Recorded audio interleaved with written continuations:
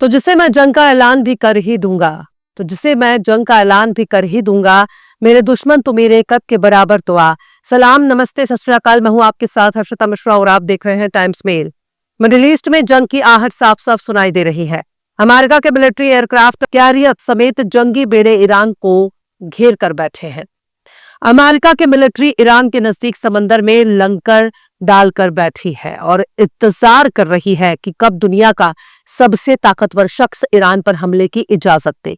America का सदर Donald Trump गुमान में इतना मगरूर हो चुका है कि उसे अपनी ताकत पर बहुत नाज है। डोनाल्ड ट्रंप की धमकियां अब बदतमीजी में बदल चुकी हैं।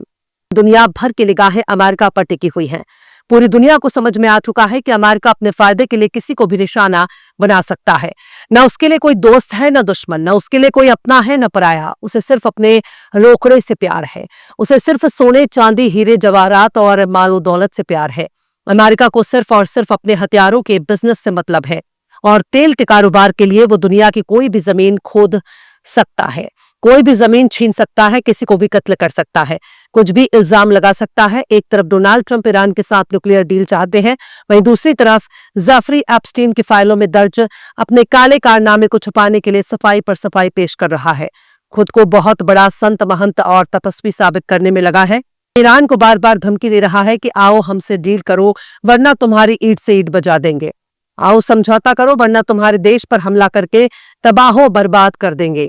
पर ईरान कह रहा है कि गरजने वाले बादल बरसते नहीं हैं और जिनको बरसना होता है वे डंका पीट कर नहीं आते बल्कि सीधे सीधे बरस जाते हैं।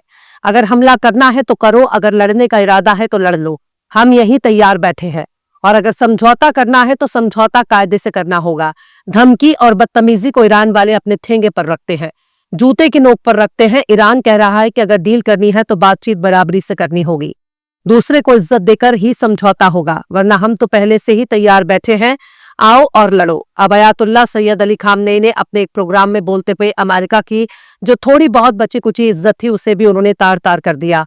अयातुल्ला सैयद अली खामनेई ने तबरीज शहर में अपने खिताब के दौरान अमेरिका के बड़े बड़े वॉरशिप और एयरक्राफ्ट कैरियर को भेजे जाने वाले धमकियों का जवाब दिया है और कहा है कि तुम्हारे ये बड़े बड़े एयरक्राफ्ट कैरियर होंगे बहुत बड़े, होंगे बहुत ताकतवर, होंगे बहुत खतरनाक, लेकिन अगर ये समंदर में डूब गए तो आखिर ये किस काम के रह जाएंगे। इशारा साफ साफ है, ताकत सिर्फ तुम्हारे पास ही नहीं है, ताकत हमारे पास भी है।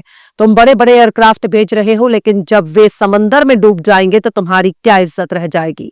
न सिर्फ तुम्हारे बड़े बड़े जहाज, एयरक्राफ्ट कैरियर, बड़े बड़े वॉरशिप समंदर की खुराक बन जाएंगे, बल्कि तुम्हारी इज्जत भी समंदर में नीलाम हो जाएगी। ईरान के supreme leader Ayatollah Syed Ali Khamenei Tabriz शहर में 1978 के ईरानी इनकलाब के सालगिरह के मौके पर अमेरिका की मिलिट्री धमकियों का जोरदार तरीके से जवाब दिया है।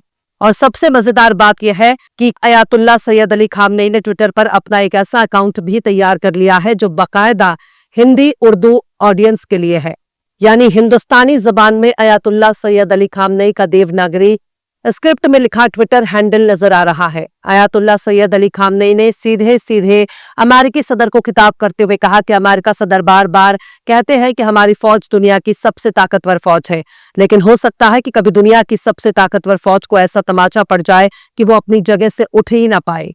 यानी खामनेई साहब का सीधे सीधे यही कहना है कि अगर अमेरिका खुद को दुनिया का सबसे ताकतवर मुल्क कहता है, अपनी फौज को बहुत ताकतवर कहता है और उसकी कान के नीचे कोई दो रपटे लगाकर चला जाए, ट्रंप के गाल पर खींचकर अगर ईरान में तमाचे जड़ दिए और अमेरिका अपनी जगह से उठ भी ना पाए, तो उसकी इतनी ताकतवर फौज धरी की धरी रह जाएगी।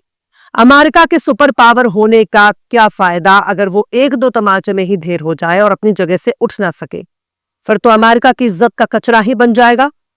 अयातुल्ला सैयद अली खामनेई ने अपने ट्विटर हैंडल पर अमेरिका के जंगी जहाजों का जिक्र किया और कहा कि अमेरिका मुसलसल कह रहा है कि हमने ईरान की तरफ जंगी बेड़ा भेजा है। खामनेई ने कहा कि ठीक है, तुम्हारा जंगी बेड़ा खतरनाक है, लेकिन उससे ज्यादा खतरनाक वो हथियार है जो उसे समंदर की तह में पहुंचा सकता है। वल्लाह, खामेनेई साहब बहुत दूर तक बात कर रहे हैं। उनका सीधे यही कहना है कि तुम बड़े से बड़े जहाज को भेज रहे हो, बड़े से बड़े खतरनाक जंगी बेड़े को भेज रहे हो, लेकिन अगर वो समंदर में गर्क हो जाए तो उनको डुबाने वाले हथियार तुम्हारे जंगी बेड़े से ज्यादा खतरनाक माने जाएंगे। खामेनेई का यह बयान सीधे सीधे जंग की पेशकश के तौर पर देखा जाना चाहिए। ऐसा लगता है कि खामेनेई साहब चाहते ही हैं कि ये का जंग अमेरिका और इसराइल के खिलाफ हो ही जाए।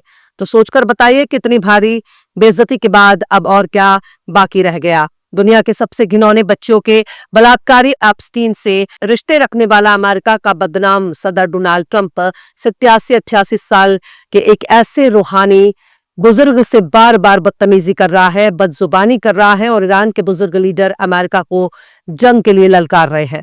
डोनाल्ड ट्रंप को तमाचे मारने के लिए ललकार रहे हैं। अमेरिकी सदर को कान के नीचे 2 कंटाप लगाने के लिए अपने पास बुला रहे हैं कि आओ ना, हम तुम्हारा बहुत कायदे से इलाज कर देंगे। और तो और खामेनेई साहब अमेरिका के बड़े बड़े एयरक्राफ्ट कैरियर, अमेरिका के बड़े बड़े डिस्ट्रॉयर शिप और अमेरिकी फौज के बड़े बड़े जंगी बेड़े को समंदर में डुबाने के लिए ललकार भी रहे हैं। पर बात सिर्फ यहीं पर खत्म नहीं होती। ट्रंप ने अभी हाल ही में कहा था कि 47 साल हो गए अमेरिका इस्लामी रिपब्लिक हुकूमत को खत्म नहीं कर सका। खामनेई ने कहा कि यह अमेरिका का एक एतराफ है, यानी कबूलनामा है। खामनेई कहते हैं कि अगर 47 साल से ये ईरानी रिपब्लिक खत्म ना हो सका तो तुम भी ये नहीं कर पाओगे। खामनेई ने यह भी कहा कि अमेरिका साम्राज्यवाद के पतन की एक निशानी है, उसकी हरकतें बेतुकी हैं।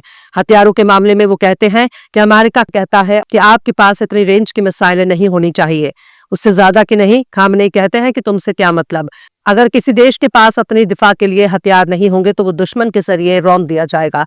तो खामनेई साहब सीधे सीधे ही समझा रहे हैं कि कौन कैसा हथियार बना रहा है उससे तुम्हें कोई मतलब नहीं होना चाहिए। खुद की सिक्योरिटी और डिफेंस के लिए हथियार बनाना गलत नहीं। उसके अलावा खामेनेई साहब ने न्यूक्लियर तवानाई का भी जिक्र कर दिया है। उन्होंने कहा कि अमन मकासद के लिए न्यूक्लियर एनर्जी बनाना गलत नहीं। ये न्यूक्लियर एनर्जी प्रोग्राम अमन मकासद के लिए है, ना कि किसी जंग के लिए। ये मुल्क को चलाने के लिए, खेती, इलाज और एनर्जी के लिए बनाई जाती है। न्यूक्लियर एनर्जी किसी भी मुल्क का बुनियादी हक है, तुम अमेरिकियों को उससे क्या लेना देना। खामनेई ने कहा कि न्यूक्लियर एनर्जी हमारा बुनियादी हक है और इंटरनेशनल एटॉमिक एनर्जी एजेंसी के नियमों में दर्ज है, यानी तमाम ममालिक को यह हक है कि वो यूरेनियम और एटॉमिक मकामात को रख सकते हैं। ये मुल्क का हक है, अमेरिकी क्यों मुदाखिलत कर रहे हैं। सैयद अली खामनेई ने ट्रंप की धमकियों का जिक्र करते हुए कहा कि अमेरिका कहता है कि आइए आपके न्यूक्लियर प्रोग्राम के बारे में बातचीत करें और बातचीत का नतीजा ये निकले कि आपके पास ये एनर्जी ही ना रहे, फिर यह बातचीत की कोई गुंजाइश नहीं। लेकिन अगर बातचीत हो तो पहले से नतीजा तय कर लेना गलत और बेवकूफी भरी हरकत है। खैर, खामनेई साहब ने और भी अपने मन की भड़ास निकाल दी है, जिसको आप सैयद अली खामनेई के ट्विटर हैंडल पर जाकर देख सकते हैं। पर इतना तो समझ में आ गया है कि इतना खुलकर ललकारने वाला कोई भी मुल्क नजर नहीं आ रहा।